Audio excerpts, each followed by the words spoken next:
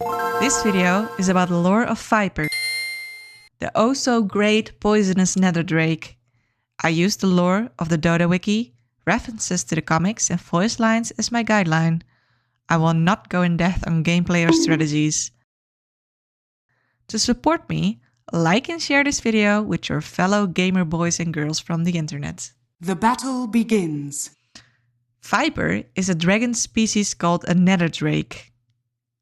Contrary to its name, netherdrake, VIPER is an amphithere, because an amphithere is a family of dragons with only wings and no legs.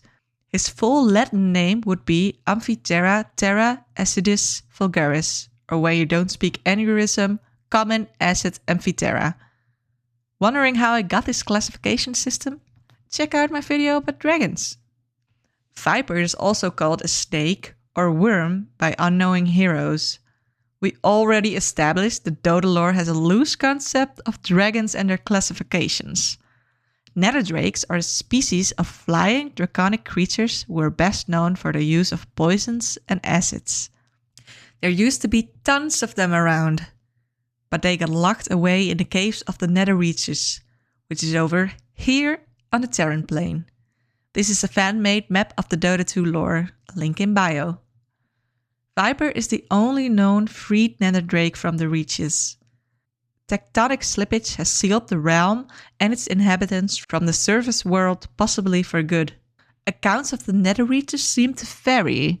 It is rumored to be a subterranean world near the tectonic plates of the planet, like the hollow earth theory, or a spiritual plane of existence. When targets are banished to the nether reaches, they will assume an ethereal form. You can speculate that the items from the nether reaches also have ethereal properties, like the ghost scepter or ethereal blade. I tend to believe the latter option is true about the planes, this being a spiritual plane full of arcane energy. Netherdrakes are a prehistoric species, and as far as the lore states, VIPER is the only one who got out of the nether reaches and is currently swaggering around. VIPER, his surface dweller journey began in the caves of the nether reaches. The lore states that the netherdrakes have thrived in the reaches for millions of years, when suddenly a daring wizard came along and freed the VIPER. The captor and master of the netherdrake is a wizard we know as Pugna. Pugna is the latest descendant in a lineage of reincarnated beings who are practitioners of the arts of oblivion. More on that mumbo jumbo later. VIPER was glad to have been sprung free from the brain-dead, unchanging nether. VIPER would soon realize that his freedom was the start of his enslavement to Pugna. But VIPER acted benevolent and hoped to learn from the dark magics of Pugna, purposely submitting to his spells to learn them on a practical level. Especially the augmentation spells he took great interest in. When the experimenting became too dangerous for VIPER, he broke free, exuding an acid that swiftly ate away the bars of his cage, and with the most powerful poison he could produce, a VIPER strike, he spit acid in his master's face. The lore implies that this poison is a hemotoxin, because it is said to spread through the veins and hence the bloodstream. That is probably why Pugna is a skeleton. Aww. The flesh corroded away from his bones because of the poison. Reading the word hemotoxin made me trip and fall into a little toxin venom rabbit hole. Hopefully I will come out unscathed. A toxic is a poison made by a living thing. Toxic can make other living things sick, hurt, or die. Venom is injected by a living thing to other living organisms, delivered by a bite, sting, or spine. In VIPER's case, a strike or spit. These are the different kinds of venoms. Neurotoxin venom attacks the nerves. Hemotoxic venom attacks the blood. Cytotoxic venom attacks cells and tissues. Cardiotoxic venom affects the heart.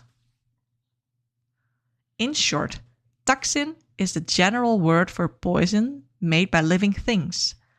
Poison ouchie when you eat, drink, or touch it. Venom, ouchie when it is injected into you.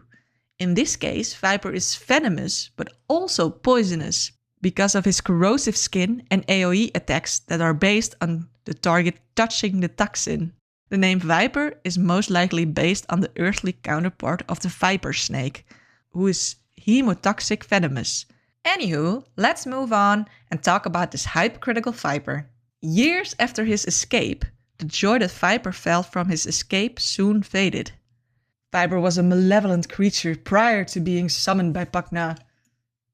Or that is what he tends to believe, I guess. During his time as Pugna's pet, he was thought to be sadistic. Ah, Viper, my erstwhile pet. Pugna's ill treatment has also indirectly influenced him to enslave and dominate others. I am no sorcerer's familiar. Rather, I'll take a sorcerer as my pet. This is a trait he inherited as well.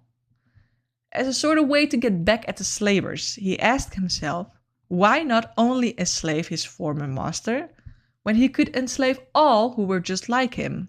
So many magicians summon familiars and grant them the blessing of life, only to let them live it all in servitude, and many more immerse themselves in magic for the purpose of controlling others. Viper could not stand the thought of that, so a hypocrite and a wishful thinker. Viper, in that regard, seems to respect those who disdain magic, such as the anti-mage. Talking about magic, it is highly implied that his magic are the same brand Pugna uses, the Arts of Oblivion. It allows the user to manipulate the elements of the nether reaches and a mysterious power called Oblivion. Viper's magic, for example, enhances his poison breath, hence the mana cost required for its use. Through a combination of the right sequences of spells and a great amount of suffering from tests, Viper has managed to augment his body with a magic hood and a stinger on his arched tail. Because of the magic that was used on him, Viper's body was hardened against it. The description of his netherdrake's inherited corrosive skin also states that exuding acid contributes to his magic's resistance, possibly cleansing the effects of magic from his body in an acid wash. These augmentations make him confident or delusional enough to want to return to the nether reaches and reign as the most poisonous creature alive. That was the video on Viper, and incidentally a lot about Pugna. To support me, like and share this video with your fellow gamer boys and girls from the internet. And I'll see you in the next one.